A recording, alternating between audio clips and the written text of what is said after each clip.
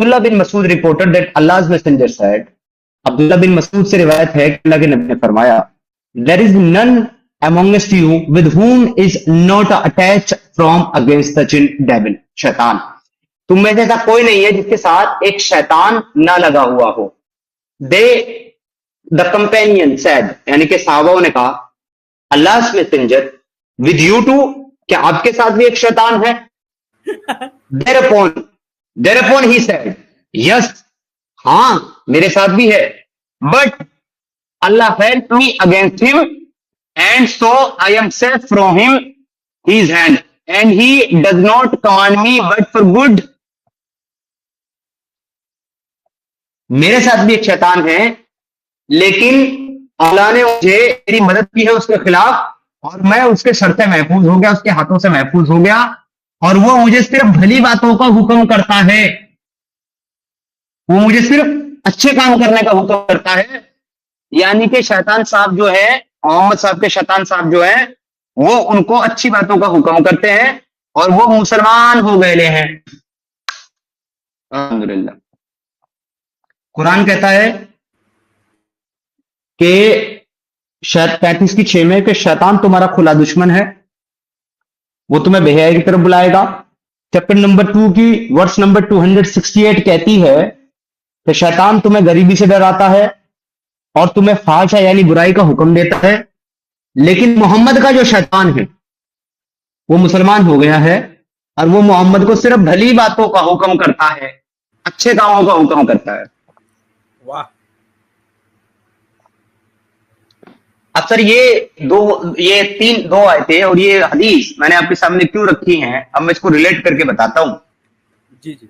जब जादू एक कुफ्र है और शैतानी अमल है, और शैतान जिसके ऊपर मुसल्लत होता है उसको सिर्फ बुरी बातों का हुक्म करता है और बुराई को उसके ऊपर मुसल्लत करता है, तो जाहिर सी बात है कि फिर सभी का शैतान यही करता है, मोहम्मद का भी करना चाहिए। लेकिन मोहम्मद का जो शैतान है वो मुसलमान हो गया और वो जो है मोहम्मद को बुरी बातों का हुक्म नहीं करता, अच्छी बातों का हुक्म करता है, सिर्फ अच्छे काम करने के लिए कहता है, अच्छे काम करता है। तो फिर मोहम्मद के ऊपर बुरा अमल, कुफ्र, जादू कैसे हो गया सर?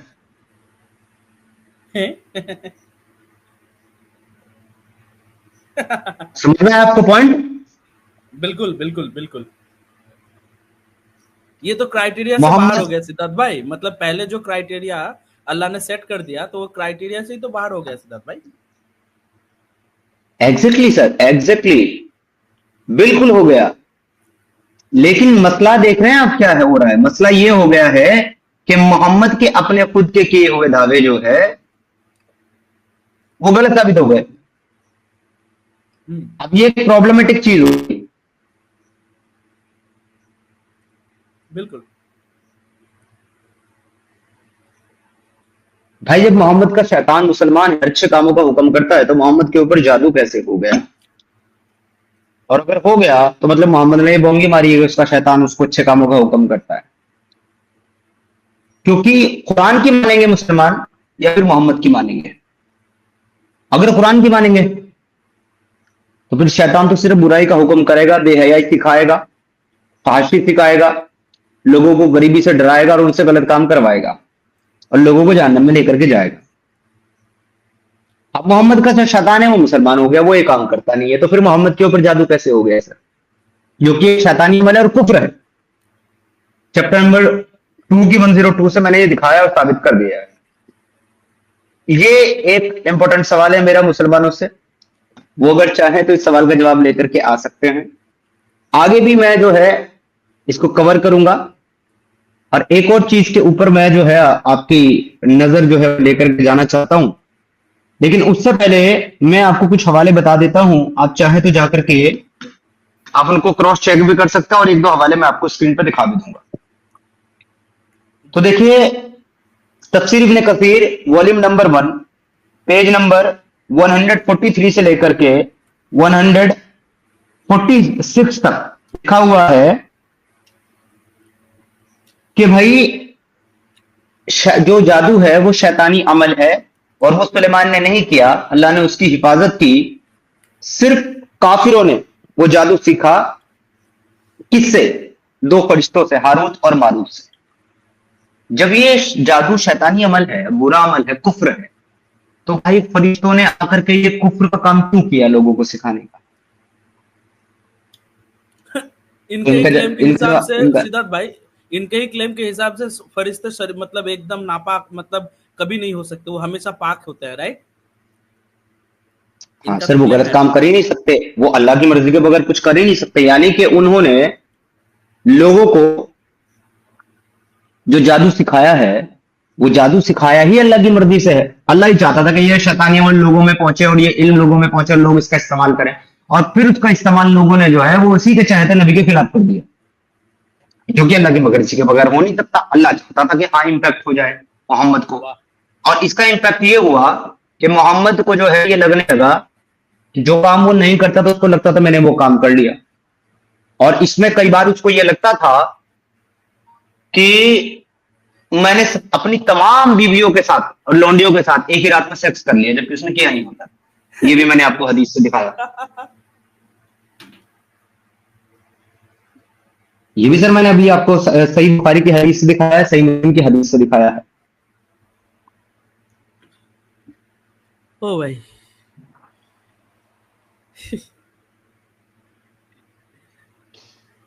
अब मैं आपको जो है सही मुस्लिम की 2814 दिखाता हूं फिर से। अब दूसरे हदीस पे जाए सिद्धार्थ भाई, इस पे मेरा एक छोटा सा ऑब्जर्वेशन जो हुआ सुनते सुनते, कि आप हमेशा बोलते हैं कि हमें सभी बोलते हैं, हमें पता है कि ये कुरान बाइबल से कॉपीड है, तो ये कुरान वाला इस्लाम जो है, ये बाइबल के साथ कितना रिलेट करता है कि शैतान को डायरेक्ट दुश्मन बोल दिया गया इंसानों के सभी, लेकिन हदीस वाला इस्लाम में थोड़ा सा डिफरेंस हो गया, तो ये कुरान वाला इस्लाम तो कंप्लीट बाइबल वाला इस्लाम ही यहाँ से भी साबित हो जाता है सिद्धार्थ भाई। भाई कॉपी पेस्ट तो सारा ही है। अब आगे चलते हैं कि अब आप तफसीर जलालैन साहब को देख लें। तफसीर जलालैन साहब जो है वो सूरह अल बकरा की चैप्टर नंबर 2 की वर्स नंबर 102 की तफसीर में यही वाकया बयान करते हैं, हारूत और मारूत वाला जो मैंने अभी बयान किया। इसके अलावा तफसीर कुर्तुबी भी वॉल्यूम नंबर 2 पेज नंबर 46 और 52 के ऊपर यही वाकया बयान करता है, सेम। ठीक है सर। और इनके अपने तमाम जी उलमा का इसके ऊपर इजमा है, इजमा है इनका इसके ऊपर जी। कि मोहम्मद के ऊपर जो है वो जादू हुआ था। मुफस्सिरीन का इस बात के ऊपर इत्तेफाक है कि सूरह फलक और सूरह नास इसी वाकये के बाद नाजिल हुई है। ये भी लोगों का इसके ऊपर इजमा है कि सूरह फलक और सूरह नास जो है वो इसी वाकये के बाद, जब मोहम्मद के ऊपर जादू हो गया, उसके बाद नाजिल हुई है। तो बहुत बहुत एक तरीके से कह सकते हैं मासूम और इनोसेंट सा सवाल मेरा ये है मुसलमानों से कि जादू अगर एक शैतानी अमल है और बुरा अमल है, कुफ्र है, तो वो फरिश्ते ने क्यों सिखाया अल्लाह के हुक्म से? और वो जादू जो किसी के ऊपर करता है वो अल्लाह के हुक्म से होता है, तो आपके अल्लाह ने कैसे अलाउ कर दिया कि मोहम्मद के ऊपर जादू हो जाए, वो तकलीफ में रहे? और जब ये कर भी दिया तो फिर उसको इलाज के तरीके के लिए सूरत क्यों नाजिल फरमाई, उसको ख्वाब में क्यों दिखाया? और उसने जब दुआ मांगी इसके इसके लिए कि भाई मुझे मैं बीमार हूं, मुझे शिफा हो, तो दो लोग भेजे, एक सिराने बैठ गया, एक पैर की तरफ बैठ गया। वो हदीस भी मैंने अभी आपको सही मुस्लिम सही बुखारी की दिखाई है। और उन्होंने कहा कि भाई इसको क्या हुआ है कि इस शख्स के ऊपर जादू हुआ है। उस हदीस के अंदर आता है, वो आपस में एक दूसरे से बात करके बता रहे हैं कि भाई इसके ऊपर जादू हुआ है। तो ये जादू जो है वो मोहम्मद के ऊपर कैसे हो गया, जबकि मोहम्मद अल्लाह का नबी है और उसका जो शैतान है वो उसको सिर्फ अच्छी बातों का हुक्म करता है, बुरी बातों से रोकता है, क्योंकि उसका शैतान मुसलमान हो गया है। तो फिर मोहम्मद के ऊपर जादू कैसे हो गया? यहाँ बहुत सारे सवाल इस वाक्य पर खड़े हो जाते हैं, कॉन्ट्रोडिक्शन हो जाता है। लेकिन एक चीज तो बिल्कुल तय है 100% श्योरिटी के साथ, और वो ये है कि मोहम्मद के ऊपर शैतानी साया साबित है, कि मोहम्मद के ऊपर शैतान का असर हुआ है, शैतानी जादू का असर हुआ है, जो कि एक शैतानी अमल है, कुफ्र है, उसका असर मोहम्मद के ऊपर हो गया। और अल्लाह बैठ करके देखता रहा, अल्लाह ने चाहा कि ये हो जाए और तब हो। एक पॉइंट। और भी बहुत सारे मकाम हैं जहां पर मैं आपको दिखाऊंगा कि कैसे ये बोंगी साबित हो जाती है। अच्छा, यहाँ पे आपने एक मोमिन वाला, सॉरी आप कंप्लीट करो उसके बाद बताता हूँ। नहीं, बताइए, फिर मैं अगली बात शुरू करने लगा था, बोलिए। अच्छा हाँ, तब ठीक है। यहाँ पे मैं मोमिन जैसा एक अगर जलेबी पकाऊं सिद्धार्थ भाई, तो इसका क्या आंसर होगा आपके पास, थोड़ा सा बताइएगा। कि यहाँ पे अगर मैं कहूँ कि अल्लाह को कुरान नाजिल करना था लोगों को ज्ञान देने के लिए, शिक्षा देने के लिए, और अल्लाह ने कुरान के उन बाद वाले आयतों को नाजिल करने के लिए यहाँ पे नबी को इस्तेमाल किया, या फिर नबी के जो एक वसीला बना के आयतों को नाजिल करने के लिए नबी को ये मतलब दुख दिया, ये दर्द दिया।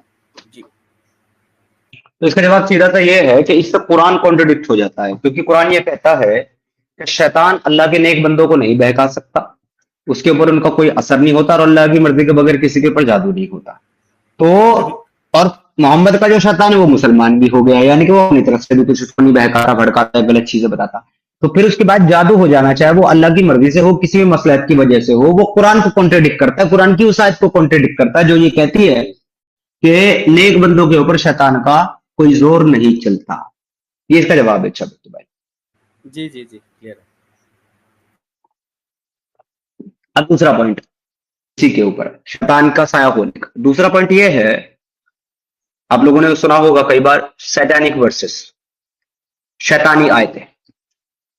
तो जब मोहम्मद कुरान पढ़ रहा था बैठ करके मक्का के अंदर, तो जहां पर आता है कि क्या तुमने देखा लात, उज्जा और तीसरे मनात को, आगे तिलकल गरानी का जो लफ्ज है वो शैतान ने मोहम्मद के मुंह में डाल दिया, यानी कि ये इबादत के लायक हैं, ये जो है सरपरस्ती के लायक हैं, और ये जो है पूजनीय है, और ये अल्लाह की बेटियां हैं।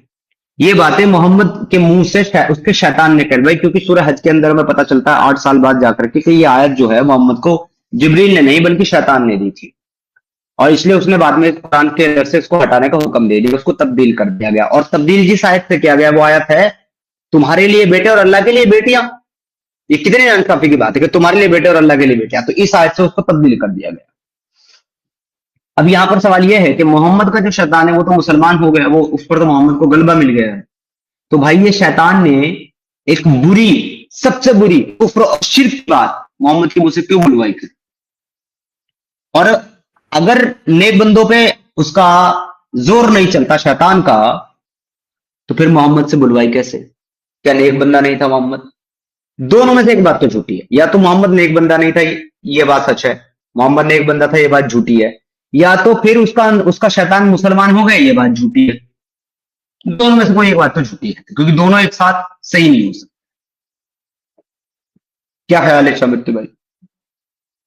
बिल्कुल बिल्कुल 110% सिद्धार्थ भाई, दो कॉन्ट्रडिक्टरी बातें कभी भी एक साथ सही नहीं हो सकती, दोनों में से कोई एक सही होगा या फिर दोनों ही झूठे होंगे। जी, तो इसका जवाब तो हमें मुसलमान देगा, और मुसलमान जो है वो हमें गलत साबित करेगा। लिंक मैं ऑलरेडी शेयर कर दिया है और पिन भी कर दिया है उसको मैंने कमेंट सेक्शन के टॉप में। तो जो भी मोमिन मुस्लिम हमारे आज के टॉपिक के ऊपर बात करना चाहे उसके लिए स्ट्रीम ओपन है, वो आकर के हमको चैलेंज दे सकता है।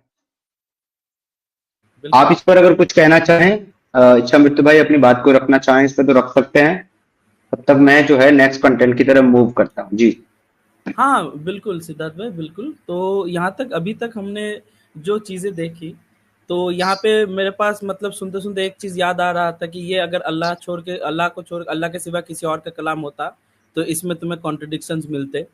तो हर बार खोलने पे कॉन्ट्रडिक्शन हमें मिल जाता है हर टॉपिक पे सिद्धार्थ भाई।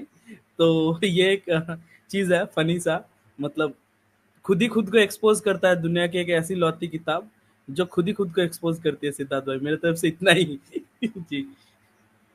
और आप निकाले तब तक मैं व्यूअर्स के लिए बता मेरा दूं मन, जो, जी सिद्धार्थ जी भाई। बताइए, कुछ बता रहे थे।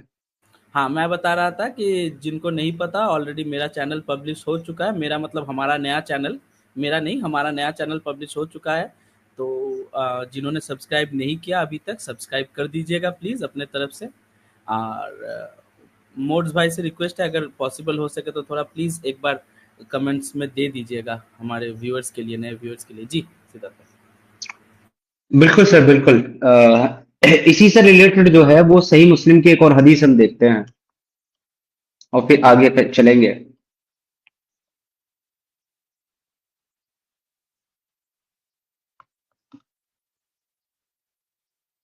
2286।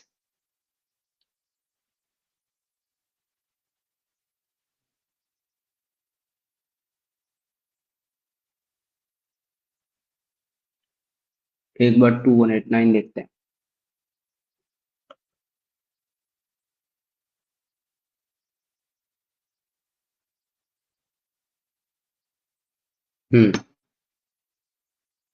ये मैं शेयर करता हूँ।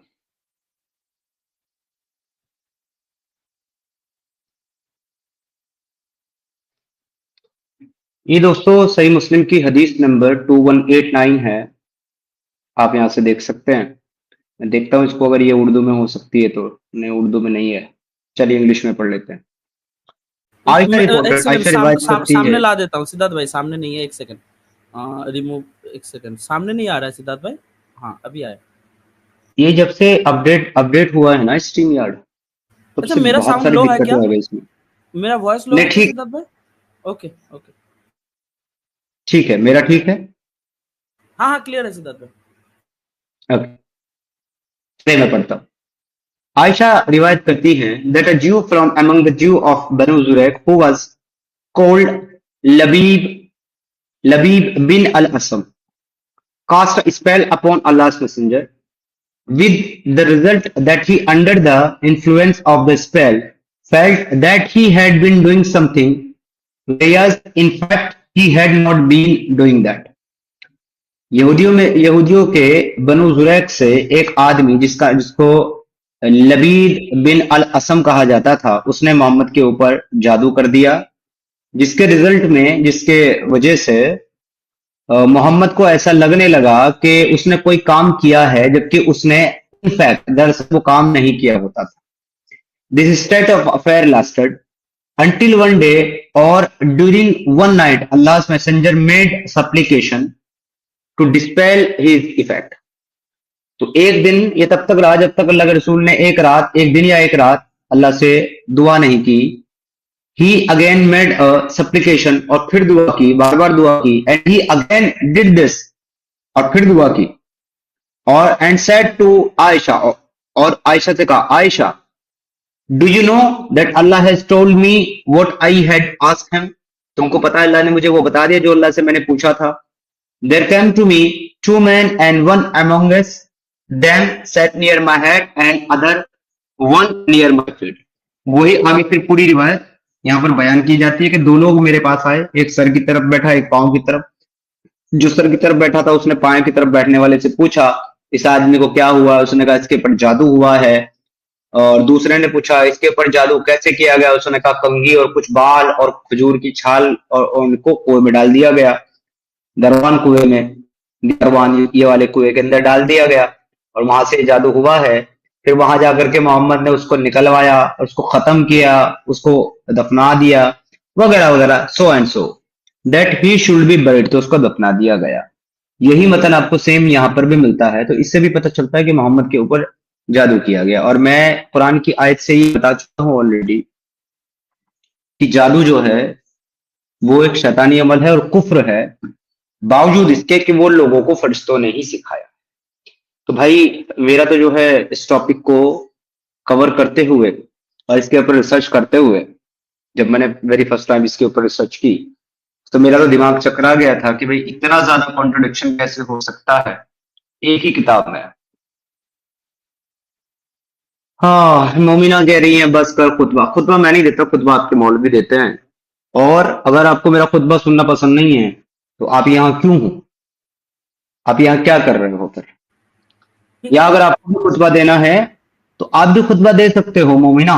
स्ट्रीम ज्वाइन करना पड़ेगा आपको, स्ट्रीम ज्वाइन करके आप भी खुतबा दे दो, मैं आपका भी खुतबा सुन लूंगा टॉपिक के ऊपर। इसके कमेंट से ऐसा लगा सिद्धार्थ भाई कि वो यहाँ पे गजल सुनने की नियत से आई थी पर उसको खुतबा सुनाया जा रहा है। भाई यहाँ पे ऐसा ही होता है भाई, यहाँ पे ऐसा ही चलता है। यहाँ पे जब आओगे तो ऐसा ही सुनने को मिलेगा भाई। अगर आपको डिस्कस करना है तो आप जुड़ सकते हैं, लिंक पिन किया हुआ है, आ जाइए। हालांकि हमें पता है आप कौन है सिद्धार्थ भाई। हाँ ठीक है, कैरी ऑन। जी जी जी जी जी जी, बिल्कुल पता है सर, बिल्कुल पता। अच्छा, यूनुस साहब हमारे साथ जुड़े हैं, यूनुस साहब से बात कर लेते हैं। जी यूनुस साहब, आपको ऐड किया गया अपना माइक अनम्यूट करने से। अस्सलाम वालेकुम। आपको पता है ना मैं आपको पिछले बार मिला था। जी। कहाँ मिले थे? हाँ, स्ट्रीम पे मिला था, मैं एक्स मुस्लिम था। अच्छा अच्छा, जी जी जी। ठीक हो गया प्यारे भाई, आप एक्स तो मुस्लिम में, आपका मैं ठीक है इस्तेकबाल। तो मैं क्या अब कुछ बोलना चाहता था कि आपको जो मैं फजल करम से आया था ना, मैंने और 5 लोगों को छुड़ा दिया आपके टॉपिक से। जो आपका मैंने जो डिस्कस कर रहे थे ना, तो आपने मुझे बैकग्राउंड में ऐसे ही रखा हुआ था। तो मैं आपके डिबेट में इन्वॉल्व हुआ, तो 5 लोगों को मैंने आपका डिबेट आपसे सीख के हमने उनको मैंने छुड़ा दिया, उनका भी दिमाग खुला दिया। तो अभी वो रिसर्च करके 5 दिन में छोड़ दिया उन लोगों ने अपना दिन। तो उन लोगों जी, ने मेरा रास्ता छोड़ दिया, तो जबरदस्त। वो लोग कह रहे थे कि हाँ, छोड़ दिया। क्योंकि उन लोगों को मैंने बेसिक चैलेंज क्या पता है? मैंने उनको गीता और बाइबल जो गॉस्पेल है ना, उनके बारे में डिस्कशन किया कि इनसे बेटर मेरे को प्रॉफेट मोहम्मद की लाइफ ला के दिखाओ। तो उन लोगों को जब ये सब कुछ लगा ना, 6 साल के बच्चे से शादी कर रहे हैं, जिहाद कर रहे हैं, ये कर रहे हैं, किसी को बेवजह जाके कत्ल कर रहे हैं, तो उन लोगों ने अपने आप छोड़ दिया। उन लोगों ने कहा कि हम ऐसे बेवकूफ़ इंसान को वाक़ई में नहीं मान सकते, और हम लोगों को ये चीज़ें पता नहीं थी, और हम लोगों को किसी ने भी ये चीज़ें नहीं बताई थी, जो तूने बताई है, और हम लोगों ने क्रॉस चेक भी कर लिया है। और अगर ये चीज़ें वाक़ई में है, तो हम इसको फ़ॉलो नहीं कर सकते कि इंसानियत के नाते। तो उन लोगों ने छोड़ दिया, 5 लोगों ने छोड़ दिया, और 2 लोग हैं, वो भी अभी मेरे को 2-3 दिन में बताएँगे करके बोल रहे हैं, और ये सब कुछ आपकी मेहरबानी है। बहुत-बहुत शुक्रिया आपका। जबरदस्त प्यारे भाई, ये तो हमारे सौभाग्य की बात है कि आप ये काम कर रहे हैं। आ, तो मुझे खुशी हुई कि आपने लोगों को इंसानियत के रास्ते पे लेकर के आया है। इससे बड़ी खुशी की और क्या बात हो सकती है? क्यों अच्छा मत भाई? तो क्या बिल्कुल है पता बिल्कुल है बिल्कुल सर। समीर भाई, मैं कॉन्ग्रेचुलेशन ब्रो। अभी हाँ, थैंक यू। आपका बहुत और एक बार थैंक यू। और अभी क्या है पता है, मैं एडम सीकर के भी पास जाता हूँ, लेकिन वो इंसान पता नहीं, वो बदतमीजी से बात करते हैं। वो मेरे को कभी भी स्ट्रीम में ये करने के लिए नहीं देते, गाली मार के बात करते हैं मेरे से, कुछ पूछना भी हो तो। आपके जैसे वो नहीं करते, तो उनसे मैं कुछ सीख नहीं पाता हूँ जितना आपसे सीख पाता हूँ। अभी आपसे ही सीख के मैंने ये सब कुछ काम किया है ना। अभी उसने मेरे को ऐसा कुछ भी पूछने के लिए जाता हूँ तो मेरे को हटा देता है। अभी उस दिन मैंने आपको पूछा था कि ये वाराका बिन नौफिल ने ये किस तरीके से फॉर्म कर दिया था, क्रिश्चियनिटी की कॉपी थी, वगैरह वगैरह। मैंने आपने जो मेरे को एक्सप्लेन किया था, वही मैंने उनको जाके एक्सप्लेन किया, और बाद में उन लोगों ने माना। तो मेरे को सीखने के लिए मिलता है आपकी स्ट्रीम से, बहुत एजुकेट होता हूँ मैं, और आप हर एक इंसान को मौका देते हैं। तो आपका दिल बहुत बड़ा है, और आपके जैसे इंसान रहे हैं ना, तो ओपनली कोई भी आगे टॉपिक को डिस्कस कर सकता है, और उससे ओवरकम कर सकता है। तो इसलिए बहुत बहुत शुक्रिया आपका। थैंक यू सो मच प्यारे भाई। और ऐसा देखिए, मैं तो समझता हूँ कि ऐसा होना भी चाहिए, क्योंकि आप जो है, एटलीस्ट आप एक्स मुस्लिम हैं, तो आपको भी तो अपनी बात रखने का प्लेटफॉर्म मिलना चाहिए। तो हम तो भाई वही सोच करके आप लोगों को प्लेटफॉर्म देते हैं। अ, दूसरा देखो क्या करता है, वो तो मेरे हाथ में नहीं है ना यूनुस भाई, सबका अपना अपना तरीका है। मेरा जो तरीका, मैं उसको ही कंट्रोल कर सकता हूँ बस। हाँ, लेकिन अभी नया मसला किधर खड़ा हो गया है पता है? कि एक दोनों में आपको बोल रहा था ना, 5 लोगों के मैंने कर दिया है ऑलरेडी, उनका ब्रेन सब सेट कर दिया है। लेकिन और 2 लोग बचे हुए हैं। वो लोग ना, वो आयशा है ना, उसके एज के ऊपर से वो लोग ये कर रहे हैं। वो के लिए कह रहे हैं कि 6-9 साल के अंदर उन्होंने शादी कर दी थी। तो वो लोग कह रहे हैं कि नहीं नहीं, 6-9 साल मतलब उनकी बॉडी तभी 30-40 ईयर्स की जैसे बड़ी थी। ऐसा ऐसा करके एक्सक्यूजेस दे रहे हैं, वो मेरे को बहाने दे रहे हैं। उनको मैं क्या जवाब दूं? तो उससे उनसे रेफरेंस मांग लो बस, और क्या? हाँ। क्यों सर? मैं कह रहा हूँ उनसे रेफरेंस मांग लीजिए ना आप, कि अगर आयशा की उम्र बड़ी थी, तो आप उसका मुझे रेफरेंस दे दे, किधर लिखा हुआ है कि आयशा बड़ी थी।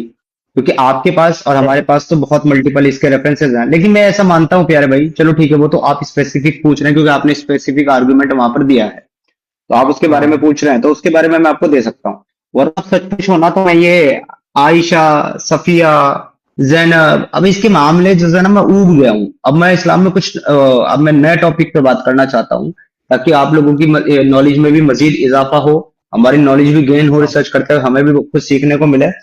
और अब हम जो है ना, अच्छा। इस काम को एक स्टेप आगे लेकर के जाएं। तो इसलिए मैं अब नए टॉपिक का इंतखाब कर रहा हूँ। अब पुराने टॉपिक को अब ज्यादा डिस्कस करता भी नहीं हूँ। और मैं आपको बता दूं, ओके। बीइंग एक्स मुस्लिम भी, एक एक्स मुस्लिम होने हम्म। के बाद भी, हम्म। मेरे लिए बहुत ज्यादा इंपॉर्टेंट नहीं है मोहम्मद का आयशा के साथ शादी करना। पूछे क्यों क्यों हाँ नहीं है? हाँ। क्यों?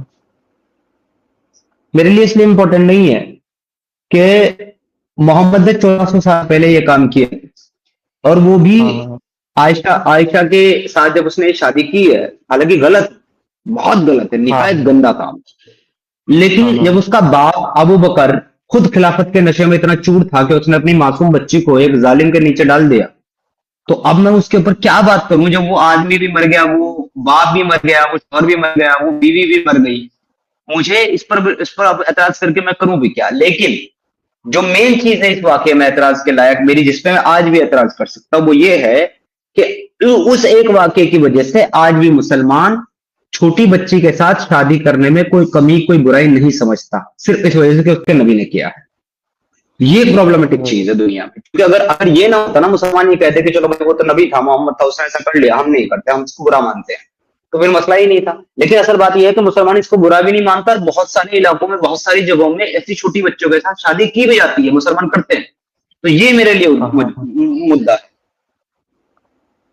तो अभी क्या है पता है उनको, वो जो 5 लोगों को मैंने किया था ना, उन लोगों को मैंने एक बेसिक सी क्वेश्चन पूछा। आपको पता है मैंने क्या क्वेश्चन पूछा? उन लोगों को मैंने पूछा जैसे कि गौतम बुद्ध, कृष्णा, जीसस है।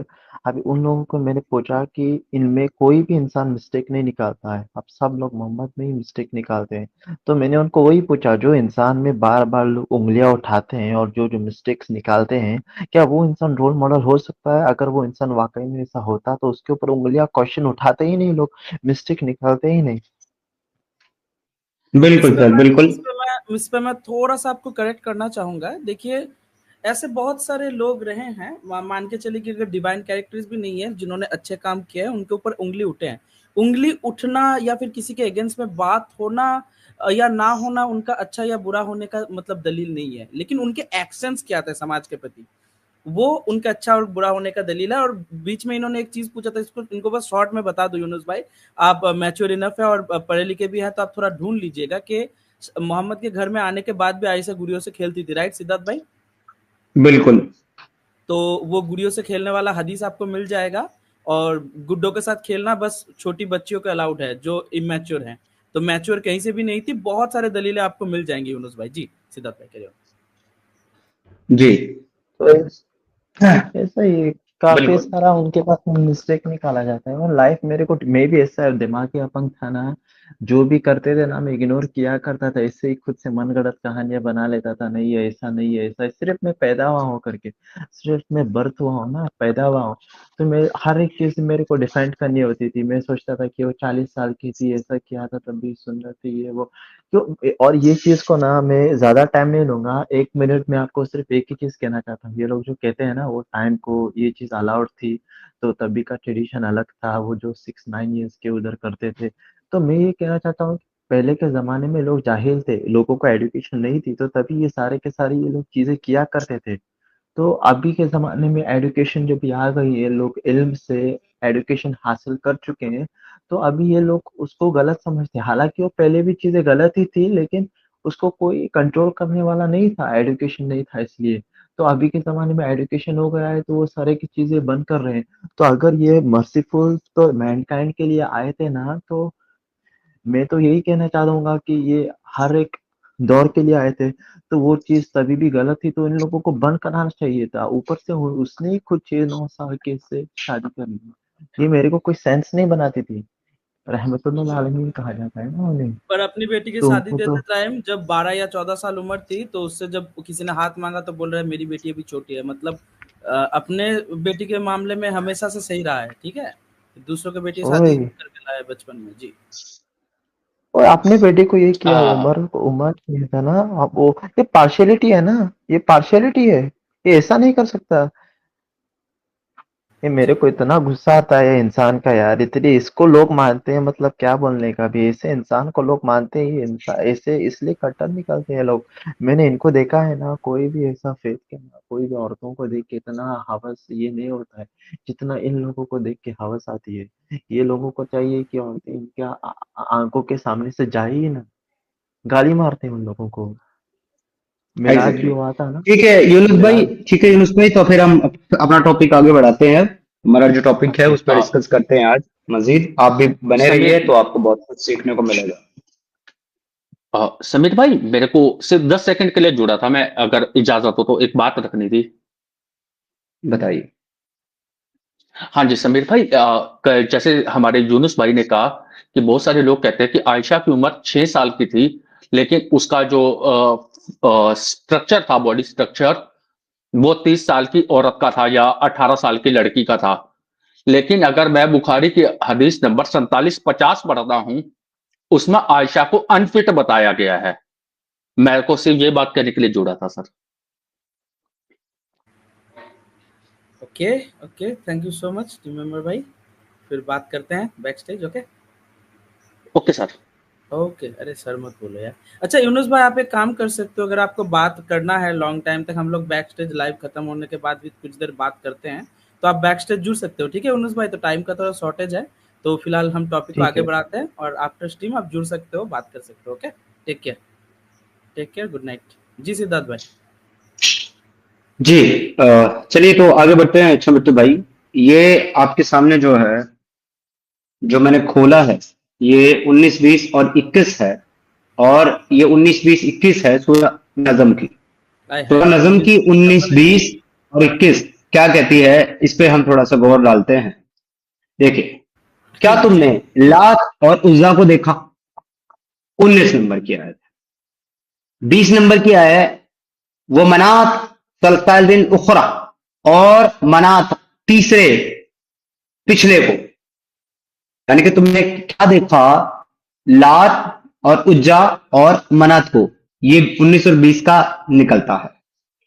अब यहां पर इसके बाद एक जो है आयत और नाजिल हुई, क्योंकि जिस वक्त ये आयतें नाजिल हो रही थी मक्का में मोहम्मद के ऊपर, तो मस्जिद के अंदर सॉरी अपनी इबादत गाह के अंदर बैठ करके ये जब उसके ऊपर आयतें नाजिल होती थी तो मोहम्मद उनको जोर जोर से दोहराता था, और लोग सुन करके उसको फिर याद कर लिया करते थे, मेमोराइज कर लिया करते थे और नोट करके आगे पहुंचाते थे। तो मोहम्मद ने जैसे कहा कि क्या तुमने देखा लात उज्जा और तीसरे मनात को, तो फौरन अगले आयत में शैतान ने कह दिया सलासत तिलकल गरानीक, ये तिलकल गरानीक हैं, यानी कि ये सिफारिश के लायक हैं, ये इबादत के लायक हैं, और ये अल्लाह की बेटियां हैं। तो जब ये आयत पढ़ी मोहम्मद ने, तो ये सुनते ही मोहम्मद जो है वो सजदे में गिर पड़ा। अब जब मोहम्मद सजदे में गिर पड़ा, तो उसको देख करके उसके सहाबा भी सजदे में गिर पड़े, और जितने भी मुशरिकीन मक्का थे जो इबादत किया करते थे उन बुतों की, डेफिनेटली उन बुतों की जो इबादत किया करते थे, वो सारे भी इबादत में सजदे में गिर पड़े। और उन्होंने कहा कि हमने मोहम्मद को इससे पहले अपने माबूदों की इस तरीके से तारीफ करते हुए नहीं देखा। ये आपको मिलेगा सूरह अन-नज़म के अंदर, सूरह अन-नज़म जो आपको मिलती है कुरान के अंदर 53 नंबर। ये देखिए 53 के अंदर है ये तिलकल गरानीक वाली आयतें 19, 20 और उसके बाद 21